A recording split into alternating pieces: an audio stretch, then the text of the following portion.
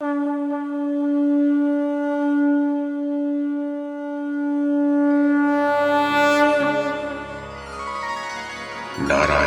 नमस्कृत्य नरं चैव नरोत्तमं देवीं सरस्वतीं व्यासं ततो जयमुदीरयेत्। ओम नमो भगवते वासुदेवाय, ओम नमः पितामहाय, ओम नमः प्रजापतिभ्यः, ओम नमः कृष्णद्वैपायनाय, ओम नमः सर्वविघ्नविनायकेभ्यः।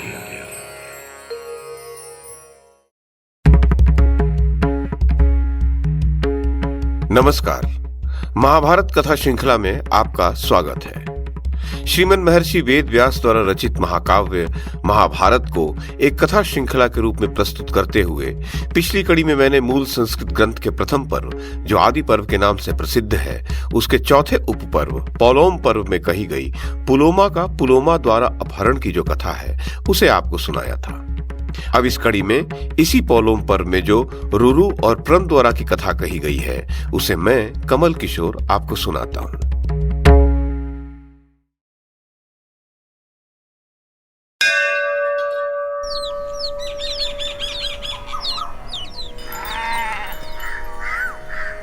उग्र शिवाजी कहते हैं, ब्रह्मण भृगुपुत्र च्यवन ने अपनी पत्नी सुकन्या के गर्भ से एक पुत्र को जन्म दिया जिसका नाम प्रमति था।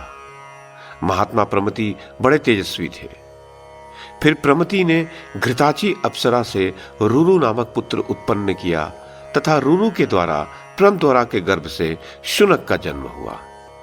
शौनक जी, आप शुनक के पुत्र होने के कारण ही शौनक कहलाते हैं। तो शुनक जी जन्म लेते ही तीव्र तपस्या में संलग्न हो गए। इससे उनका अविचल यश सब ओर फैल गया। ब्रह्मण, मैं महातेजस्वी रुरु के संपूर्ण चरित्र का विस्तार पूर्वक वर्णन करूंगा, वह सब का सब आप सुनिए। पूर्व काल में स्थूलकेश नाम से विख्यात एक तप और विद्या से संपन्न महर्षि थे जो समस्त प्राणियों के हित में लगे रहते थे। इन्हीं महर्षि के समय की बात है। गंधर्वराज विश्वावसु ने मेनका के गर्भ से एक संतान उत्पन्न की। मेनका अप्सरा ने गंधर्वराज द्वारा स्थापित किए हुए उस गर्भ को समय पूरा होने पर स्थूलकेश मुनि के आश्रम के निकट जन्म दिया। निर्दय और निर्लज्ज मेनका अप्सरा उस नवजात शिशु को वही नदी के तट पर छोड़कर चली गई। तदनंतर तेजस्वी महर्षि स्थूलकेश ने एकांत स्थान में त्यागी हुई उस बंधुहीन कन्या को देखा जो देवताओं की बालिका के समान दिव्य शोभा से प्रकाशित हो रही थी। उस समय उस कन्या को वैसी दशा में देखकर स्थूलकेश के मन में बड़ी दया आई। अतः वे उसे उठा लाए और उसका पालन पोषण करने लगे। वह सुंदरी कन्या उनके आश्रम पर दिनों दिन बढ़ने लगी। महर्षि स्थूलकेश ने क्रमशः उस बालिका के जात कर्मादि सब संस्कार विधि पूर्वक संपन्न किए।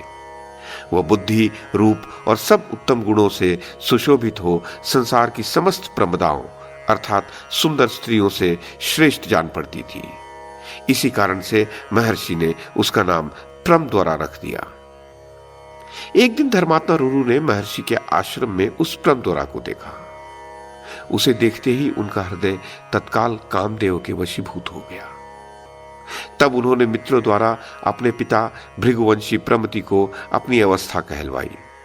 तदनंतर प्रमति ने स्थूलकेश मुनि से अपने पुत्र के लिए उनकी वह कन्या मांगी। तब पिता ने अपनी कन्या प्रमद्वारा का रुरु के लिए वाग्दान कर दिया और आगामी उत्तर फाल्गुनी नक्षत्र में विवाह का मुहूर्त निश्चित किया। तदनंतर जब विवाह का मुहूर्त निकट आ गया, उसी समय वह सुंदरी कन्या सखियों के साथ क्रीड़ा करती हुई वन में घूमने निकल गई। वन को जाते हुए मार्ग में एक सांप चौड़ी जगह घेर कर तिरछा सो रहा था। प्रमद्वारा ने उसे नहीं देखा, अतः सर्प को अपने पैरों से वह कुचल दी। क्रोधित हो उस सर्प ने उस असावधान कन्या के अंग में अपने विष भरे दांत गहरे गड़ा दिए। उस सर्प के डस लेने पर वह कन्या सहसा पृथ्वी पर गिर पड़ी और उसकी चेतना लुप्त हो गई। वह सर्प के विष से पीड़ित होकर गाढ़ी निद्रा में सोई हुई की भांति भूमि पर पड़ी थी। उसके शरीर का मध्य भाग अत्यंत कृश था। वह उस अचेतनावस्था में भी अत्यंत मनोहारिणी जान पड़ती थी। उसके पिता स्थूलकेश ने तथा अन्य तपस्वी महात्माओं ने भी आकर उसे देखा। वह कमल किसी कांति वाली किशोरी धरती पर चेष्टा रहित पड़ी थी। तदनंतर अनेक वनवासी श्रेष्ठ द्विज दया से द्रवित होकर वहां आए। वे सब लोग उस कन्या को सर्प के विष से पीड़ित हो प्राण शून्य हुई देख करुणा के वश में हो गए। रुरु तो अत्यंत आर्त होकर वहां से बाहर चला गया और शेष सभी द्विज उस समय वहीं बैठे रहे। रुरु अत्यंत दुखित हो गहन वन में जाकर ऊंचे स्वर में रुदन करने लगा। शोक से पीड़ित होकर वह बहुत करुणाजनक विलाप करने लगा और अपनी प्रियतमा प्रमदोरा का स्मरण करके शोकमग्न हो इस प्रकार बोला, हाय, वह कृशांगी बाला मेरा तथा समस्त बांधवों का शोक बढ़ाती हुई भूमि पर सो रही है। इससे बढ़कर दुख और क्या हो सकता है? यदि मैंने दान दिया हो, तपस्या की हो अथवा गुरुजनों की भली भांति आराधना की हो तो उसके पुण्य से मेरी प्रिया जीवित हो जाए।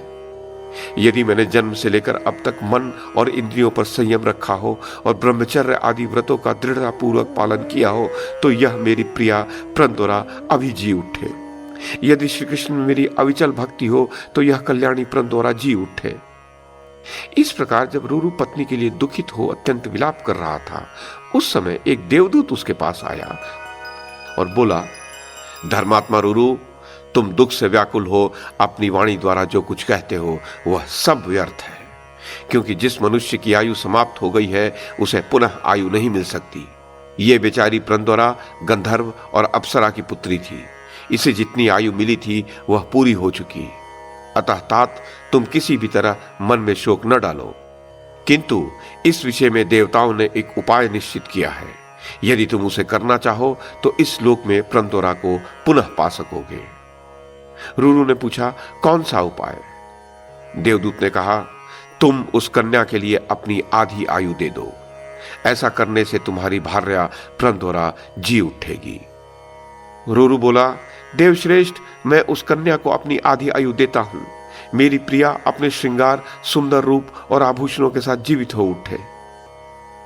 उग्र शिवाजी कहते हैं, तब गंधर्व राज विश्वावसु और देवदूत दोनों ने धर्मराज के पास जाकर कहा, धर्मराज, रुरु की भार्या कल्याणी प्रमदोरा मृत्यु को प्राप्त हो चुकी है। यदि आप मान ले तो वह रुरु की आधी आयु से जीवित हो जाए।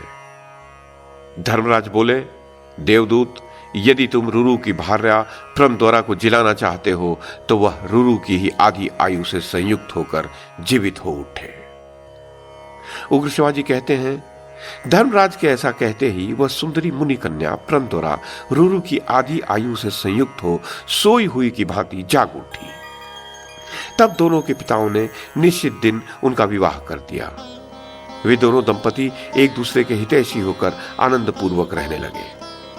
कमल के केसर की सी कांति वाली उस दुर्लभ भार्या को पाकर व्रतधारी रुरु सर्पों को देखते ही अत्यंत क्रोध में भर जाता था और डंडा ले उन पर यथाशक्ति प्रहार करता था।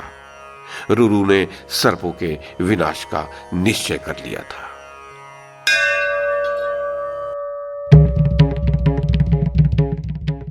तो ये थी आदि पर्व के चौथे उपपर्व अर्थात पोलोम पर्व में कही गई रुरु और प्रमदोरा की कथा। इस कड़ी में बस इतना ही। अगली कड़ी में इससे आगे की कथा सुनाऊंगा। YouTube के माध्यम से महाभारत की कथा को एक श्रृंखला के रूप में प्रस्तुत करने का हमारा ये प्रयास यदि आपको सराहनीय लगा हो तो कृपया इस कड़ी को लाइक और शेयर करें, चैनल को सब्सक्राइब करें और बेल आइकॉन को दबाएं। साथ में अन्य लोगों को भी देखने के लिए प्रेरित करें। धन्यवाद और नमस्कार।